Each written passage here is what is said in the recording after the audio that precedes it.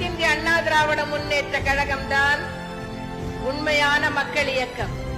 மக்களுக்காகவே தன்னை அர்ப்பணித்துக் கொண்ட இயக்கம், மக்களுக்காகவே தன்னை அர்ப்பணித்த தலைமையை கொண்ட ஒரு இயக்கம். மக்களால் நான், மக்களுக்காகவே நான்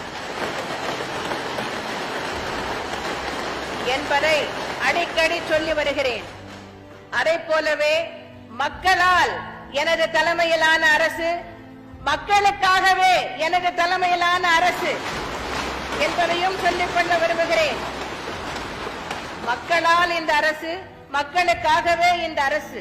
சிலர் கேட்கலாம், குறிப்பில்லாமல் பேச முடியாதா என்று. பேச முடியும், மணிக்கணக்கில் பேச முடியும், பொதுக்கூட்டங்களில் பேசுவது போல் முழங்க முடியும், செந்தமிழில் முழங்க முடியும். ஆனால் இத்தனை புள்ளி விவரங்களை நினைவில் வைத்துக் கொண்டு சொல்ல முடியுமா? ஒவ்வொரு துறையை எடுத்துக்கொண்டாலும் 36 துறைகள் இருக்கின்றன அரசாங்கத்தில்.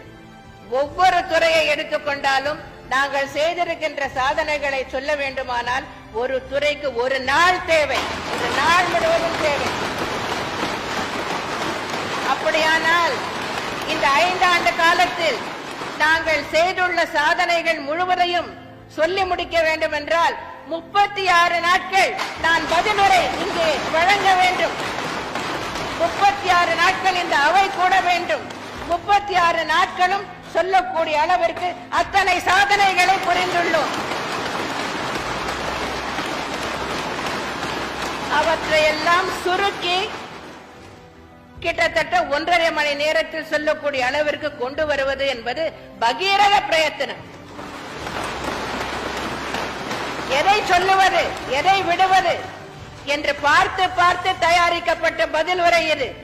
ஆகவே இன்னும் நாங்கள் செய்துள்ள சாதனைகளை சொல்ல வேண்டும் என்றால் ஏராளமானவை உள்ளன.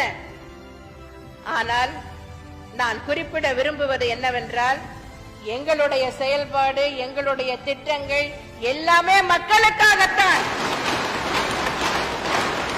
எங்களை பொறுத்தவரை எந்த சுயநலமும் இல்லை, பொதுநலம்தான், மக்கள் நலம்தான்.